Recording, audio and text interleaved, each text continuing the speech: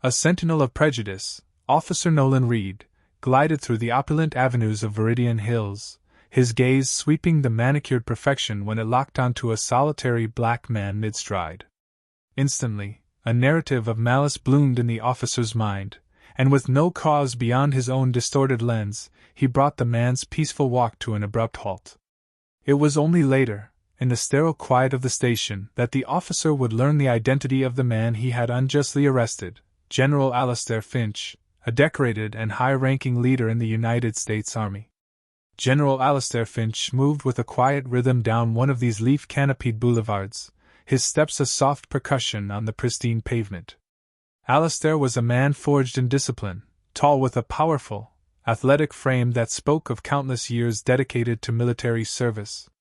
Even in his relaxed attire, an unmistakable aura of command enveloped him, a subtle yet profound declaration in his posture and the deliberate grace of his movement. This neighborhood was a familiar sanctuary for Alistair, though few of its residents were aware of his presence. He owned a home here, a quiet haven nestled just a few streets away, purchased years prior as a refuge from the relentless pressures of his command. This was his space for contemplation, a place to decompress and shed the immense weight of his responsibilities. Today, he had chosen to walk, a simple ritual he often performed, soaking in the warm glow of the late afternoon sun and the profound stillness of the streets. As the sun began its descent, painting the world in long, dramatic shadows, Alistair continued his journey, completely oblivious to the impending collision of worlds that would irrevocably shatter his routine. For this fleeting moment, he was simply a man savoring the simple elegance of a late summer afternoon, discovering a deep sense of peace in the ordinary, precious moments that life so graciously offers. Officer Nolan Reed made a minute adjustment to his rearview mirror, his patrol car creeping down the lane with the silent purpose of a predator. His eyes, sharp and restless, scanned the tranquil landscape like a hawk charting its hunting ground, the engine a low, almost imperceptible purr beneath him. It was a well-worn pattern, a loop he had traced countless times, his personal vow to keep the pristine streets of this wealthy enclave orderly and insulated. Reed took a fierce pride in his role, seeing himself as the singular bastion against any force that might dare to disturb the community's curated peace. The neighborhood hummed with a quiet that bordered on suspicious, almost too serene. Reed's hand rested on the wheel, fingers drumming a silent, anxious beat against the synthetic leather, a rhythm only he could feel. He watched the familiar tableau drift by, bicycles abandoned against white picket fences, landscapers meticulously sculpting hedges into submission, the sporadic jogger gliding past. Everything was as it should be, a perfect portrait of suburban bliss. Then he saw him. A black man, walking with an unhurried grace, utterly alone. Reed's focus narrowed, his mind instantly cataloging the man's details. He was tall, built like an athlete, clad in an unassuming white t-shirt and jeans. His gait was fluid and confident, suggesting he had all the time in the world. There was absolutely nothing overtly threatening about him, yet his very presence triggered a cascade of alarms within Reed's conditioned mind. He was an anomaly, an unrecognized face in a sea of uniformity, and that alone was grounds for suspicion. "Who are you?" Reed thought, the words a low growl in his own head as his gaze remained fixed on the figure. "What are you doing in my neighborhood?" A decade on the force had taught Reed to trust his gut, and right now, his gut was screaming that something was fundamentally wrong.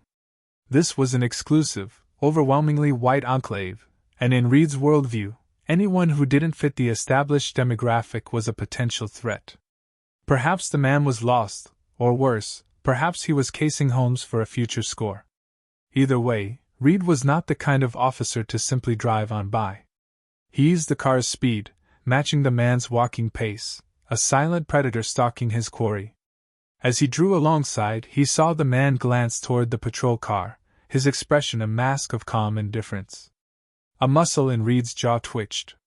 That composure, that utter lack of concern, it was like a spark on dry tinder. It was as if the man felt he belonged, and Reed found that notion deeply unsettling. His decision was instantaneous. He swerved the patrol car to the curb, the engine idling as he stepped out, his movements crisp as he adjusted the formidable weight of his duty belt. The man continued his walk, seemingly unfazed by the officer's deliberate approach. A hot flash of annoyance coursed through Reed. He projected his voice, a sharp, authoritative bark meant to command attention. "Hey, you there!" The man paused, turning to face Reed with a slow, deliberate motion. His eyes were direct, steady, and held no trace of fear. "Yes, officer? Is there a problem?" he inquired, his voice even and controlled. Reed held his silence for a beat, using the moment to visually dissect the man up close. The man's face was placid, his stance open and relaxed, as if Reed posed no threat whatsoever. This only fanned the flames of Reed's suspicion. "What are you doing here?" Reed demanded, his tone sharpened to a fine point.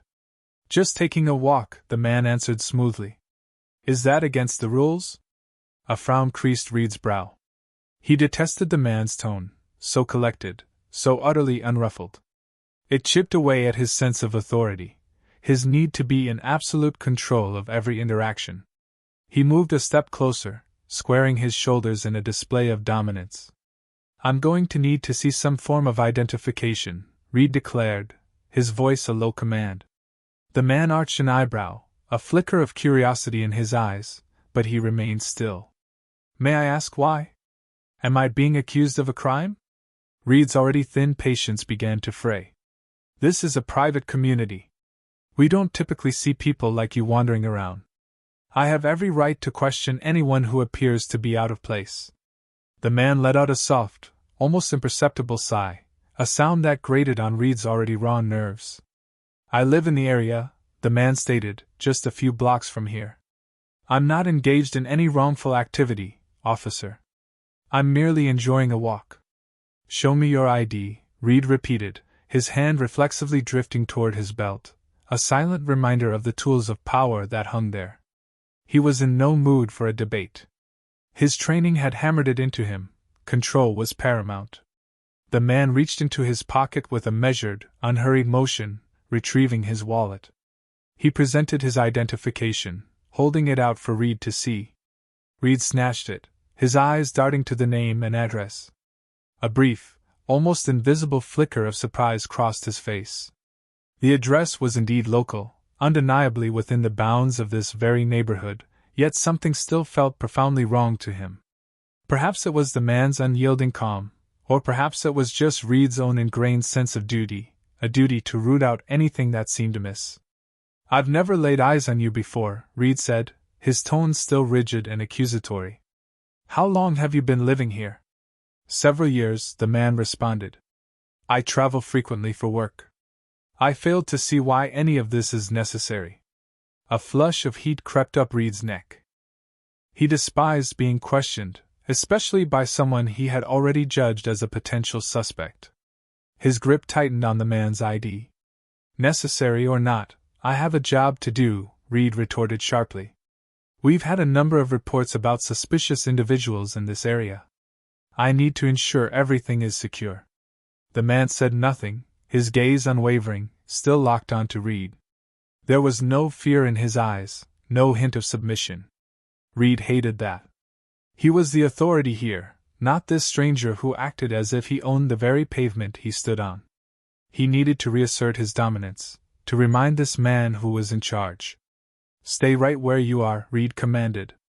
"Don't you move an inch." He pivoted and stalked back to his patrol car to run the ID, his heart now thumping a frantic rhythm against his ribs, a volatile cocktail of irritation and a sliver of doubt he refused to acknowledge.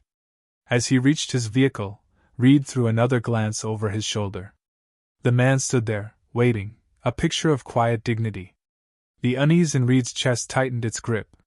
Something about this entire encounter felt off-kilter, but he violently shoved the feeling aside. He was a law enforcement officer, sworn to protect this community. He couldn't afford to doubt his instincts, not now. Reed slid into the driver's seat, his eyes glued to the man in the rearview mirror as he began to punch the details into his computer. A profound sense of disquiet hung in the suffocating air of the car, heavy and ominous like a gathering storm. Alistair stood on the pavement, a silent observer as Officer Reed retreated to the sanctuary of his patrol car. He could feel the oppressive weight of the officer's judgment, a palpable force even from a distance. The street remained hushed, the quiet punctuated only by the distant, melodic chirping of birds and the low thrum of Reed's idling engine.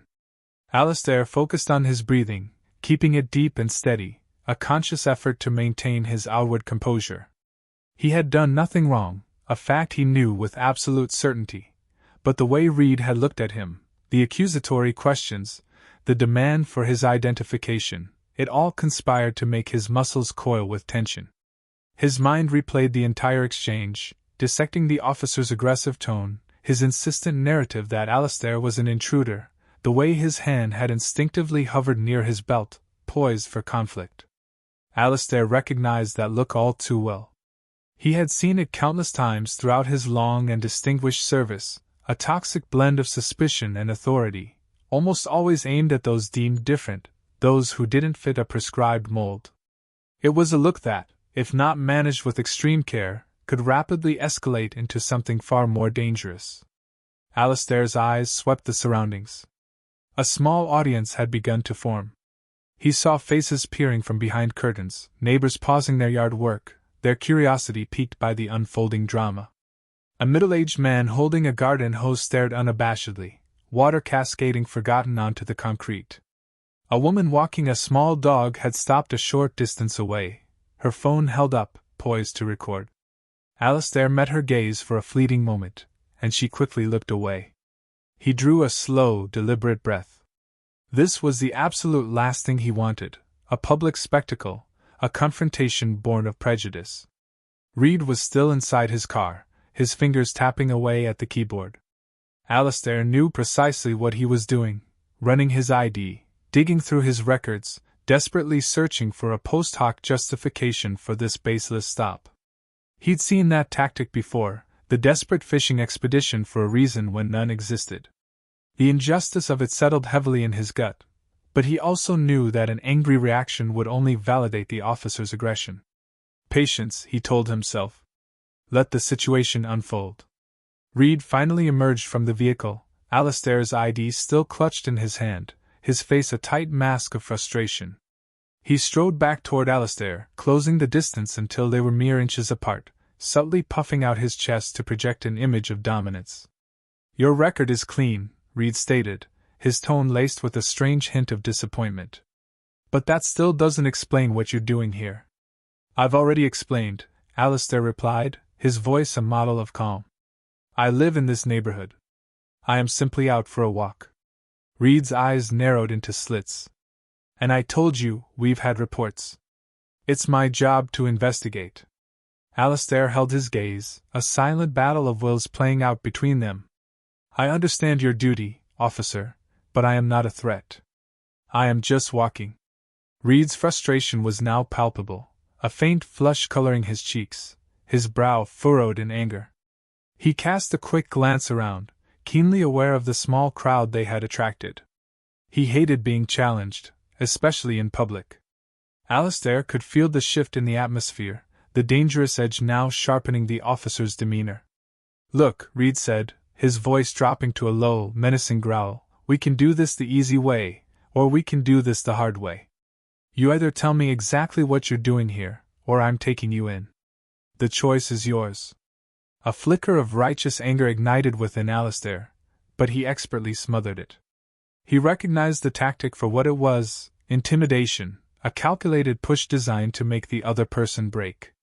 I have told you everything you need to know, Alistair answered evenly. You are making a serious mistake. Reed's jaw clenched. The only mistake here is you thinking you can stroll through this neighborhood without answering to me. Now, are you going to cooperate, or am I going to have to escalate this? Alistair's patience was stretched to its breaking point. He had tried to be reasonable, had attempted to explain, but it was clear that Reed wasn't interested in listening. This was no longer about safety. It was about power, about an officer asserting his authority over someone he had prejudged as a threat based on nothing more than the color of his skin. Alistair glanced at the watching faces, then back at Reed. Officer, I am not resisting you, Alistair stated, his voice remaining impossibly steady. But I am also aware of my rights. You have no legal grounds to arrest me. I have broken no laws. Reed's eyes flashed with rage. I'll be the one to decide what's right and wrong here, he snapped. Without another word, he lunged forward, his hand clamping down on Alistair's arm like a vice. You're coming with me. Alistair's body tensed instinctively as Reed's grip tightened, years of combat training surging to the surface. He could neutralize the officer in an instant, but he knew that would only pour gasoline on the fire. He allowed Reed to drag him toward the patrol car, feeling the cold, metallic bite of handcuffs as they were ratcheted tightly around his wrists. Is this truly necessary? Alistair asked, his voice firm but devoid of panic. Reed ignored him, shoving Alistair roughly toward the back of the vehicle. Get in, he commanded. Alistair complied, sliding into the back seat, his hands painfully bound behind him. He looked out at the assembled onlookers, their faces a mixture of confusion and alarm.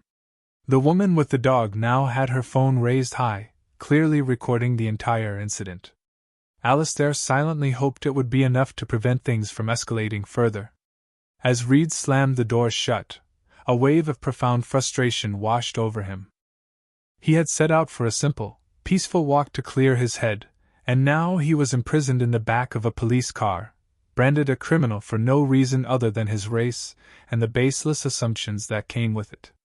He could hear Reed on the radio, his voice strained as he reported the situation to dispatch.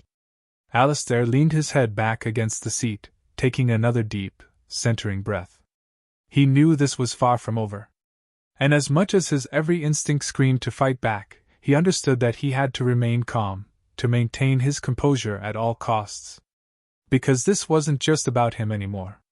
It was about something much larger, a battle he had been fighting his entire life. And now, sitting in the back of a patrol car, his hands cuffed behind him, Alistair was starkly reminded that the war for respect, for equality, was a long way from being won. The journey to the police precinct was steeped in a heavy, suffocating silence, the tension within the vehicle a palpable entity.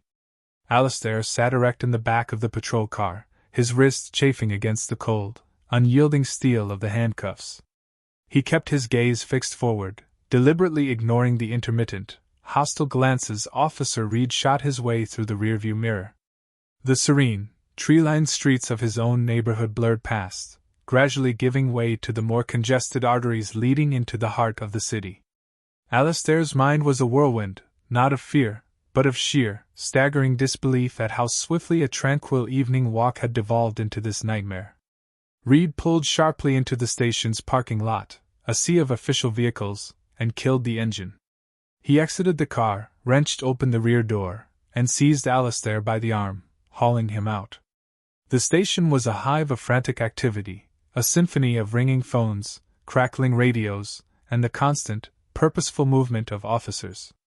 As Reed paraded Alistair through the main corridor, several officers paused to stare, their eyes filled with a mixture of curiosity and suspicion. Reed paid them no mind, his focus solely on marching Alistair toward the holding cells. Alistair felt their gazes like physical blows, heard the low murmur of their whispers. This was not the first time he had been the object of intense scrutiny, but it was the first time it had happened like this, on the wrong side of the very laws he had dedicated his life to defending. He had spent his entire career upholding order, protecting his nation, and now he was being treated like a common felon. Reed shoved open the door to a small, sterile room and propelled Alistair inside. It was a standard holding cell, stark and unwelcoming with its bare walls, a single metal table, and 2 chairs. Reed gestured for Alistair to sit. As Alistair complied, Reed positioned himself by the door, arms crossed over his chest, a look of smug satisfaction plastered on his face. "You'll wait here until we figure this out," Reed announced, his tone dismissive. Alistair met his gaze, his own eyes calm and steady. "What, precisely, is there to figure out, officer? You have my identification. You know my address. What more could you possibly need?" Reed's eyes hardened. "I need to know why you were in that neighborhood, why you felt you had the right to just walk around as if you owned the place." Alistair let out a slow, controlled breath, his frustration simmering just beneath his disciplined exterior. I wasn't doing anything wrong. I reside in that neighborhood. Nothing I have done warrants this kind of treatment. Reed's face flushed with anger. People like you don't just wander through neighborhoods like that without a reason, he spat. You could have been casing joints, looking for a target. Alistair's eyes narrowed slightly. People like me? He repeated, his voice dangerously quiet. What exactly do you mean by that, officer? Reed's jaw clenched, but he offered no response. An uncomfortable silence descended upon the room, the tension so thick it was almost suffocating. Alistair could sense Reed's fury, his desperate need to assert his authority, to prove that his initial judgment had been correct. Alistair understood that this was not a personal attack. It was about what he symbolized to Reed, a disruption to the neat, orderly world he was so desperate to control. The door swung open, and Sergeant Evelyn Cross entered. She was a tall, commanding woman with short, practical brown hair, her expression a careful blend of professionalism and concern. Her sharp eyes darted from Reed to Alistair, quickly assessing the volatile situation. Alistair immediately recognized her type, calm under pressure, composed, a voice of reason in the midst of chaos. What's going on here? Sergeant Cross asked, her voice firm and steady. Reed snapped to attention. I found him in an upscale neighborhood, acting suspiciously. He refused to cooperate, so I brought him in. Cross turned her gaze to Alistair, her eyes sharp but impartial. Is that an accurate account? Alistair gave a slight nod. I was on a walk. Officer Reed stopped me, and I provided my ID. I explained that I lived nearby, but that answer was apparently not sufficient for him. Cross turned back to Reed. And you ran his identification? Yes, Reed answered quickly. It came back clean, but you arrested him anyway? Cross interrupted, her tone now laced with steel. On what grounds? Reed faltered, clearly unnerved by his superior's intense scrutiny. He was acting suspiciously, he insisted weakly. I was doing my job, keeping the neighborhood safe. Cross let out a weary sigh, crossing her arms. This man is a decorated, high-ranking general in the United States Army, she said, her voice low but carrying the weight of a thunderclap. You have detained him without cause in handcuffs. Do you have any idea of the ramifications of your actions? Reed blinked, the color draining from his face. He stared at Alistair, then back at Cross, his mind struggling to process the information. I didn't know, he stammered. Cross's eyes narrowed. It shouldn't matter who he is. Your duty is to protect and serve, not to pass judgment based on appearances. This is completely unacceptable, Reed. Release him. Now. Reed fumbled with his keys, stepping forward to unlock the cuffs. As Alistair's wrists were freed, he rubbed them gently, feeling the deep ache left by the tight metal. He rose to his full height, towering over the now trembling officer, but his demeanor remained impeccably calm. Sergeant Cross, Alistair said, his voice resonating with authority, thank you for your professionalism. But this incident is not just about me. It's about how officers like Reed approach their duty. Cross nodded gravely. I agree completely. We will be discussing this further, General Finch. Rest assured, this matter will be handled. Alistair looked directly at Reed, who still appeared to be in a state of shock. I hope this serves as a wake-up call, Alistair said quietly. Judging a person by their appearance can lead to profound mistakes. Dangerous ones. Cross gestured toward the door. Let's move this to my office, she said.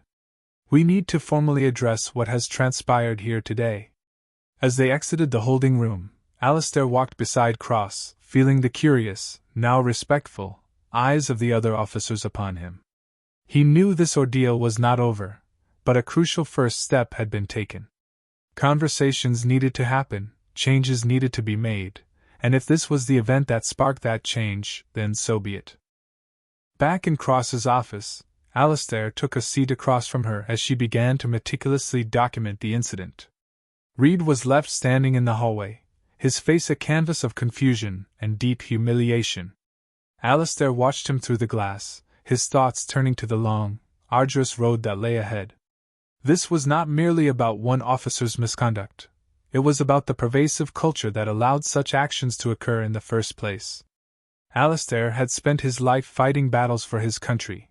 This was simply another one, and he was fully prepared to see it through. The fight for respect, for equality, didn't end on foreign battlefields. It extended to every street, every neighborhood, in every single human interaction. Cross set down her pen and looked up at Alistair. "I am deeply sorry for what you experienced today," she said with genuine remorse. "We will ensure this does not go unaddressed." Alistair nodded. "It's not about apologies, Sergeant.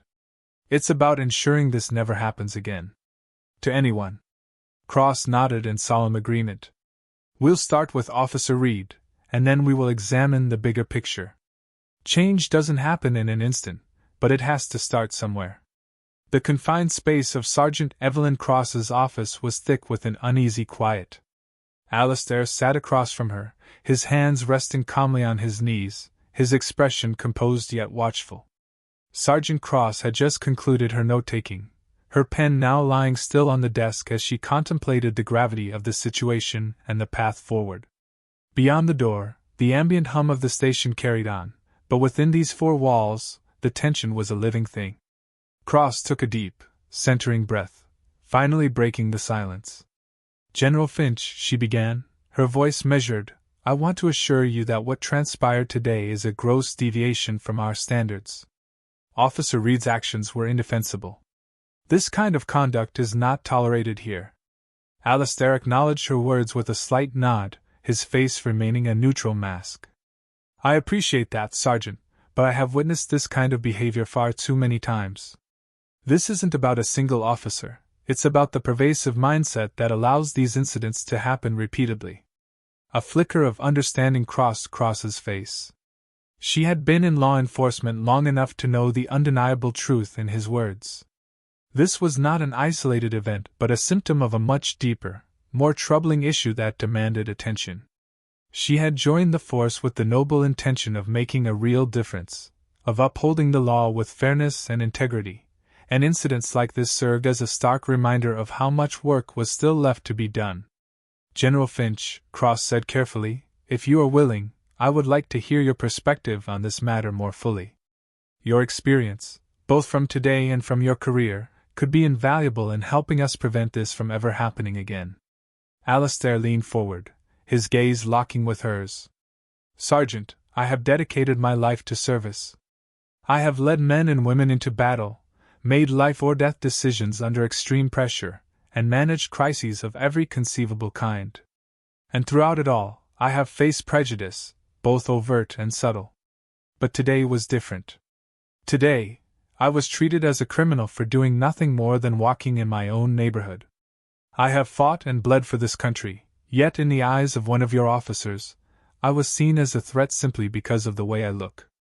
Cross listened intently, her expression serious. "We are sworn to protect everyone, General. But you are right. Sometimes, we allow our own biases to cloud our judgment. Reed, he's been a competent officer, but this isn't the first time concerns about his conduct have been raised." Alistair nodded. "This cannot just be about punishing Officer Reed. It must be about ensuring that every officer on this force understands that their fundamental duty is to protect, not to prejudge. This kind of racial profiling is a cancer. It breeds deep-seated mistrust, and when a community cannot trust its police force, we have fundamentally failed." Cross looked down at her notes. She had always taken immense pride in her own fairness, in her commitment to treating every individual with respect, but she knew that not everyone on the force shared her convictions. "We will be launching a full internal investigation," Cross stated. "Reed will be suspended, effective immediately, pending the outcome. But beyond that, we need to take a hard look at how we train our officers, how we engage with the communities we serve." Alistair recognized the sincerity in Cross's voice. She was not just reciting empty platitudes, she seemed genuinely committed to enacting meaningful change. "Education and training are a start," Alistair said. "But it must be coupled with accountability. Officers need to understand that there are severe consequences for actions like these, not just for the individual being profiled, but for the entire community's faith in law enforcement. Cross nodded. We will start by holding Reed accountable, and then we will move forward with a comprehensive review of our training protocols.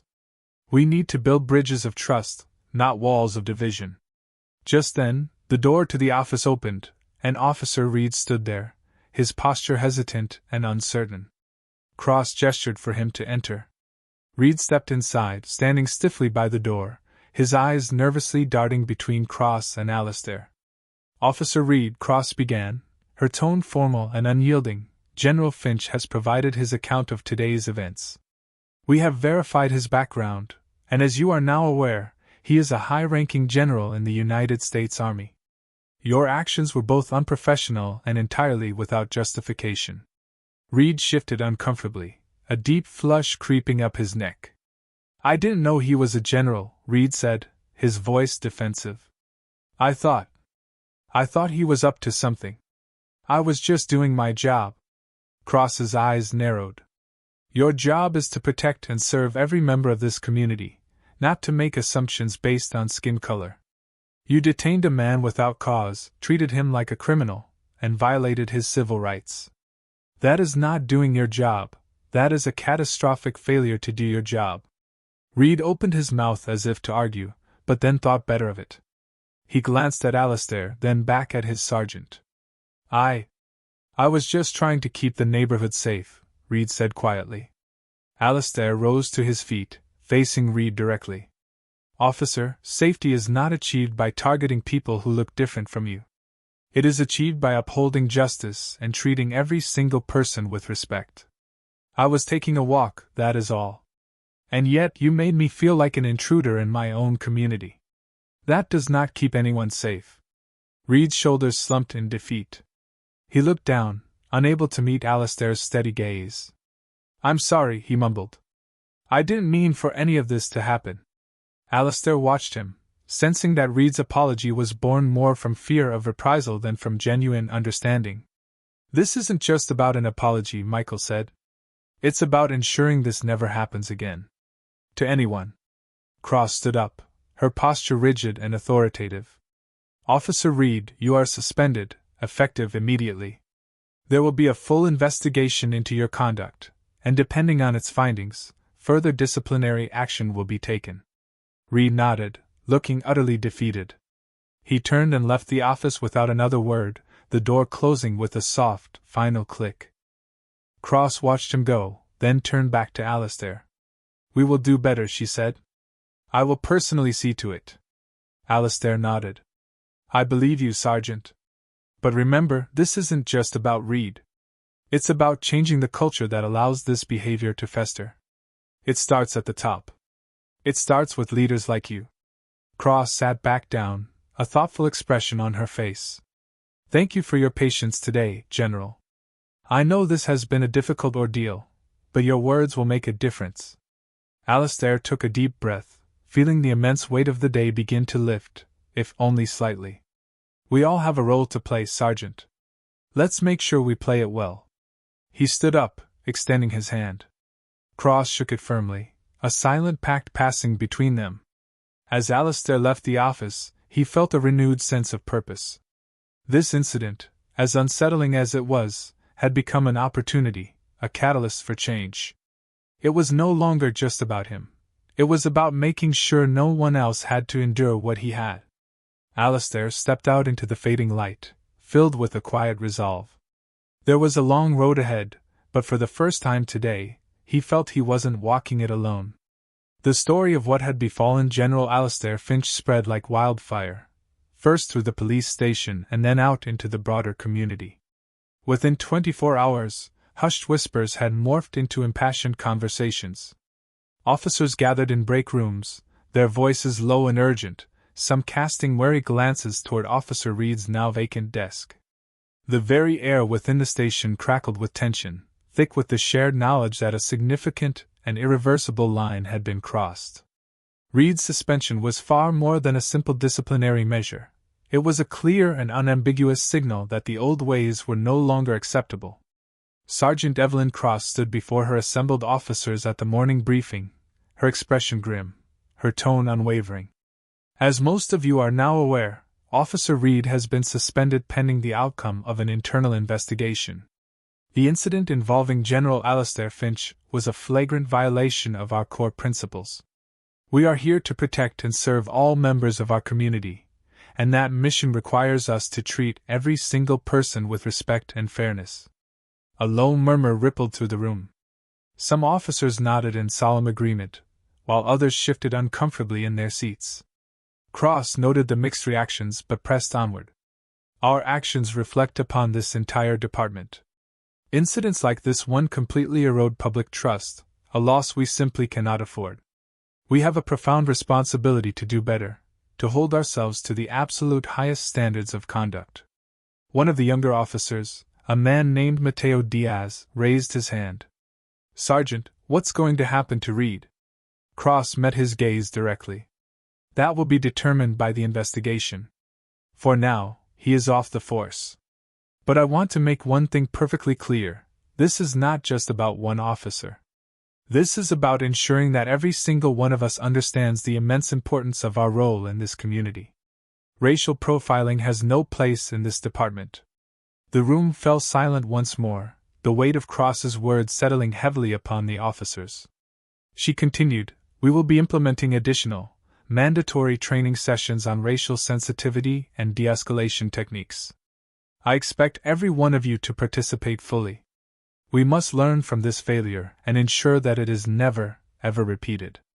As the briefing concluded, the officers filed out, some lost in deep thought, others whispering amongst themselves. Cross watched them go, praying that her words had penetrated their armor. She was not naive. She knew that changing an entrenched culture would not happen overnight, but it had to start somewhere. Meanwhile, General Alistair Finch had returned to his daily routines, but his thoughts frequently drifted back to the incident. It was no longer just about what had happened to him personally. It was about the broader, systemic implications. Alistair had received a call from Cross, who had informed him of the investigation and the immediate steps being taken to address the issue. He appreciated her proactive efforts but knew that this was merely the opening salvo in a much longer war. That afternoon, Alistair received an invitation to meet with a group of community leaders and representatives from the police department. They wanted to discuss the incident and collectively chart a path forward. Alistair readily agreed, fully understanding the critical importance of such conversations.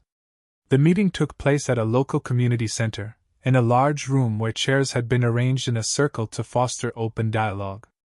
Alistair arrived to find a diverse assembly of faces: police officers, community leaders, local activists, and a number of concerned residents.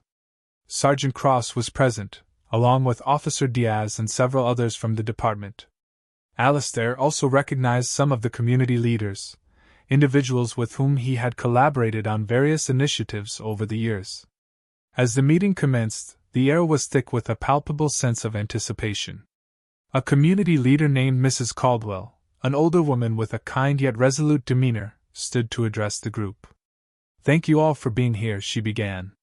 "We have gathered today because of an incident that has brought to light issues we can no longer afford to ignore. General Finch, we deeply appreciate your willingness to share your experience and to be a vital part of this crucial conversation." Alistair nodded, feeling the collective gaze of the room upon him. He took a deep breath before speaking. "What happened to me was wrong," he stated plainly. "But this isn't just about me. This is about how we ensure that every single member of our community feels safe, respected, and treated with fairness. It's about accountability."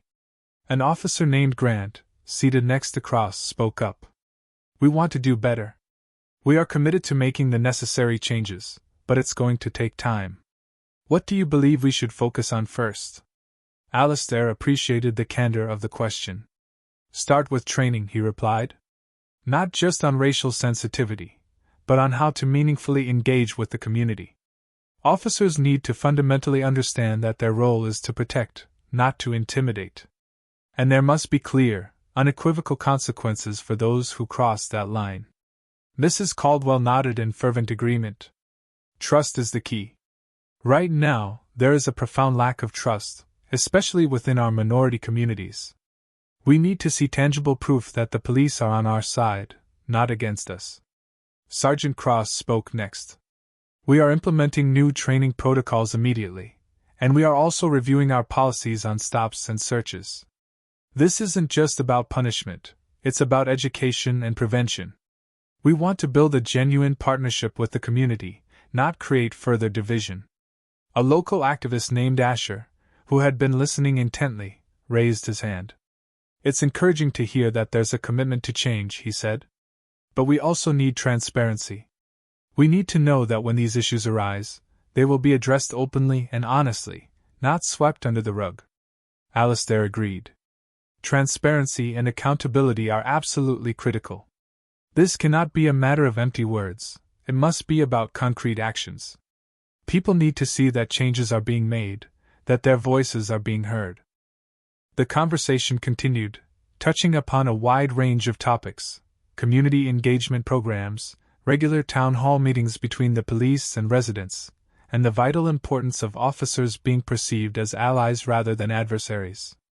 Ideas were shared, agreements were forged, and a sense of cautious optimism slowly began to take root. As the meeting concluded, Sergeant Cross approached Alistair.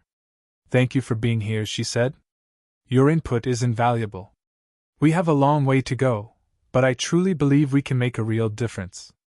Alistair shook her hand. "Change is never easy, but it is necessary. I am willing to work with you, with all of you, to make sure this community becomes a place where everyone feels safe."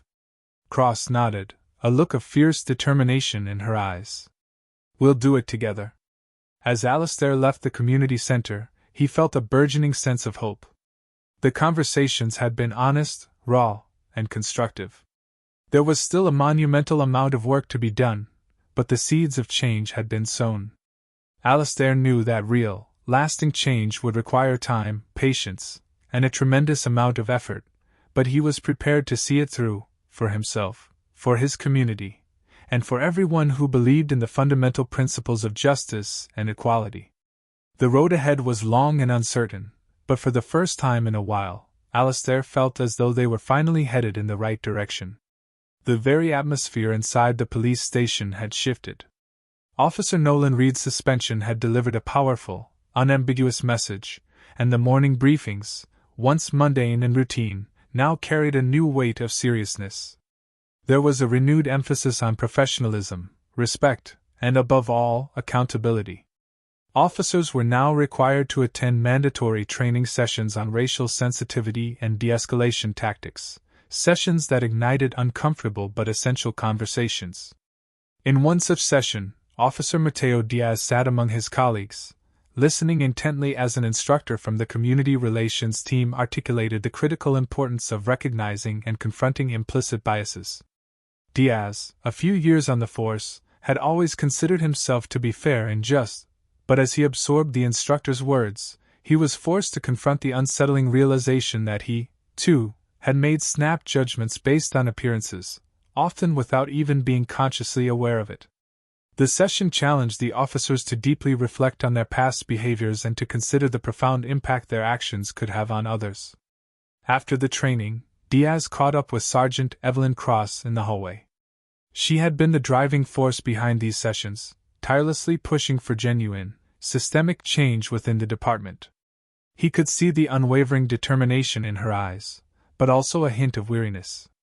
It was no easy task to change a culture that had been deeply ingrained for generations. "Sergeant," Diaz began, walking alongside her, "these training sessions, they're really opening a lot of eyes. I've heard other officers talking about things in a way I've never heard before. I think it's actually working." Cross glanced at him, a small, hopeful smile touching her lips. "That's the goal, Mateo," she said. "We can't expect everything to change overnight, but we have to start somewhere. Every conversation we have, every officer who begins to think differently, is a step in the right direction." Diaz nodded. "I've been thinking a lot about what happened with Reed and General Finch. I've made mistakes too. Maybe not as blatant, but I've judged people before I even spoke to them. This training is making me realize that." Cross placed a reassuring hand on Diaz's shoulder. "We've all made mistakes. The important thing is that we learn from them and commit to doing better. This isn't about achieving perfection, it's about making progress. The very fact that you're recognizing this is a clear sign that we're moving forward. As they continued down the hall, Cross couldn't help but feel a flicker of hope. The incident with General Alistair Finch had shaken the department to its core, but it had also ignited something vital: self-reflection, awareness, and a genuine, growing desire to improve. She knew there would still be pockets of resistance, officers who stubbornly believed that nothing needed to change, but she also knew that many were finally beginning to understand why this mattered so deeply. Meanwhile, Alistair Finch was experiencing the ripple effects of his ordeal in his own life. He received calls and messages from neighbors, some expressing their unwavering support, others offering heartfelt apologies for not intervening when they witnessed his arrest. Alistair graciously accepted their outreach, understanding that his experience had opened many eyes, not just within the police department but throughout the community. One afternoon, Alistair was invited to be the keynote speaker at a community forum organized by the local neighborhood association. The forum's stated goal was to foster dialogue between residents and law enforcement, to rebuild the fractured trust, and to collectively address the community's concerns. Alistair agreed without hesitation, recognizing the immense power of such conversations. The community center was filled to capacity that evening. Residents packed the seats, while a group of officers, including Sergeant Cross and Officer Diaz, stood respectfully at the back. Alistair took the stage, his gaze sweeping over the sea of faces before him. He saw a mixture of curiosity, concern, and hope reflected in their eyes. Alistair began to speak, his voice calm and steady. "Thank you all for being here. What happened to me was a difficult and unjust experience, but it is one that has brought us together tonight. I want to begin by saying that I believe in the power of community. I believe that we can work together to create a safe, inclusive environment for everyone." He paused, allowing his words to settle over the audience. "But that means we must confront uncomfortable truths. We have to acknowledge that bias and prejudice exist. We have to understand that safety is not just about protection from crime, but also about ensuring that every single individual feels respected and valued, regardless of how they look." An elderly man in the front row raised his hand. "General Finch," he said, "I've lived in this neighborhood for over 30 years. I've seen it change, but I never thought something like this could happen here. How can we ensure it never happens again?" Alistair nodded. "It starts with awareness," he replied. "Awareness of our own biases, and awareness of how our actions and inactions affect others. The police department is implementing new training, but this isn't just about the officers. It's about all of us. We need to hold each other accountable. If we see something that isn't right, we need to have the courage to speak up. It's about building trust through action." Another hand went up, this time from a young woman in the back. "What can we do as residents? How can we help?" "Get involved," Alistair said. "Attend these forums. Have conversations with your neighbors. Get to know the officers who patrol our streets. The more we engage with one another, the stronger our community will become. It's about building relationships and fostering understanding." Sergeant Cross stepped forward, joining Alistair at the front of the room. "General Finch is right," she said. "We are committed to making changes within the department, but we need your help. We are your police force, and we want to serve you effectively. We are here to listen, to learn, and to improve." The forum continued for over an hour, with residents voicing their concerns, asking probing questions, and offering constructive suggestions. The atmosphere was open and respectful, a stark contrast to the palpable tension that had gripped the community after Alistair's arrest. By the end of the evening, there was a tangible sense of unity, a shared commitment to moving forward together. As the crowd began to disperse, Alistair found himself surrounded by neighbors, each wanting to shake his hand, to thank him for speaking out, or to share their own experiences. He listened patiently, offering words of encouragement and understanding. He felt the immense power of community, the profound strength that comes from standing together in solidarity. Sergeant Cross approached Alistair as the room began to empty. "That was powerful," she said. "You've made a real impact. People are listening." Alistair smiled. "This is just the beginning, Sergeant. We've started a conversation, and now we must keep it going. Change takes time, but tonight was a significant step in the right direction." Cross nodded in agreement. "We'll keep pushing forward together." As Alistair left the community center that night, he felt a renewed sense of purpose. The events of the past few days had been challenging, but they had also been transformative. The tides were turning, slowly but surely. Alistair knew that there would be more work to do, more difficult conversations to be had, but he was ready for it. Change was happening, and for the first time in a long while, Alistair felt truly hopeful. He looked up at the night sky, the stars shining brightly above, and took a deep, cleansing breath. There was still a long way to go, but he had faith that they were finally on the right path. Several weeks had passed since the community forum, and a new sense of collective consciousness had settled over both the neighborhood and the police department. Conversations about respect, bias, and justice continued to resonate in the corridors of the station and in the living rooms of homes throughout the community. There was a shared understanding that while significant progress had been made, the work was far from complete. Alistair Finch resumed his daily walks, just as he had before the incident, but this time, things felt profoundly different. The suspicious stares that once followed him were now replaced with nods of acknowledgement and friendly waves. Neighbors who had previously maintained a safe distance now approached him with warm smiles, eager to exchange a few pleasant words. Alistair cherished these small gestures. They were tangible signs that his message had been heard, that change, however gradual, was taking root. One crisp autumn morning, Alistair strolled down the familiar tree-lined streets, the fallen leaves crunching melodically under his feet. He passed a group of children playing in their front yard, their laughter echoing through the air. A woman walking her dog gave him a nod and a genuine smile as she passed. "Good morning, General Finch," she called out. "Morning," and Alistair replied, tipping his head in return. As he continued his walk, Alistair noticed a patrol car slowly approaching from the opposite direction.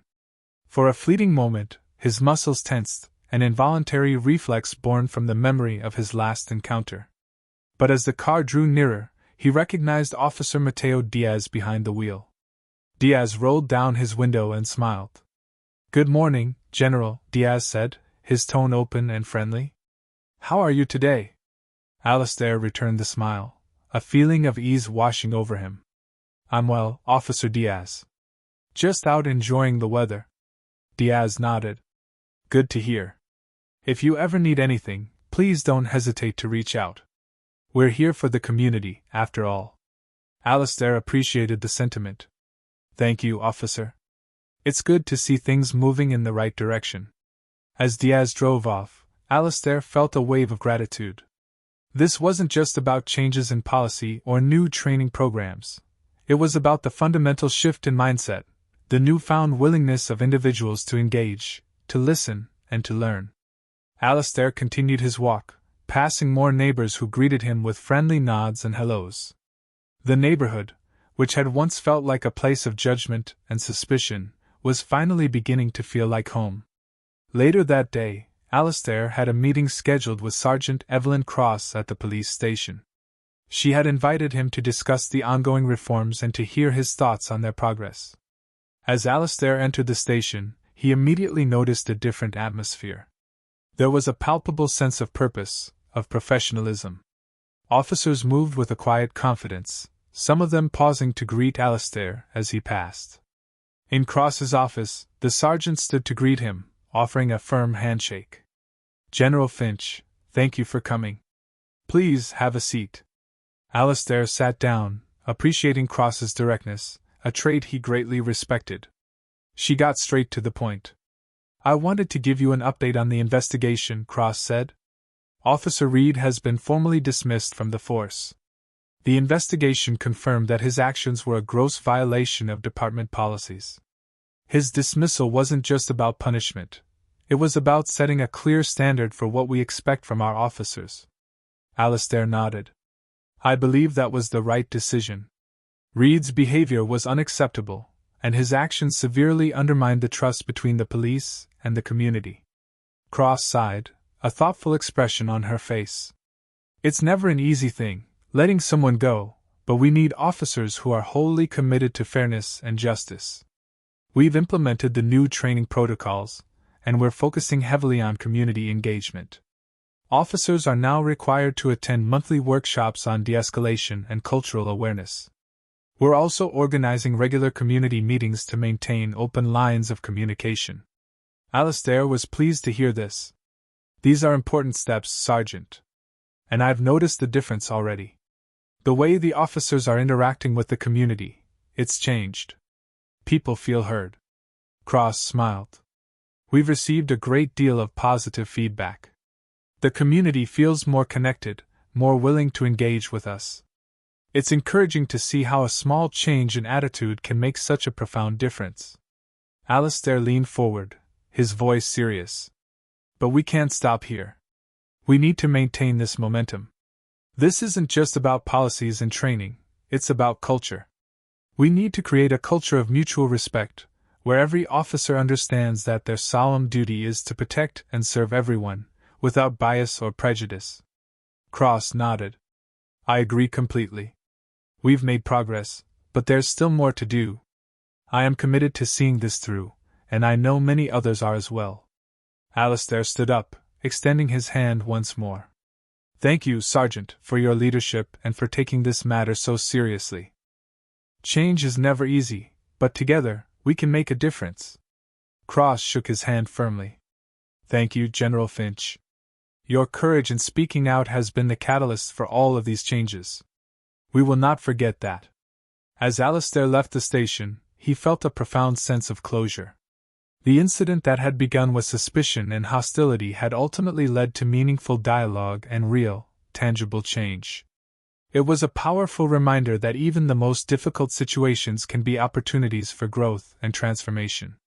Alistair was proud of the steps they had taken together, but he knew that vigilance was key. The fight for justice and equality required constant effort and unwavering commitment.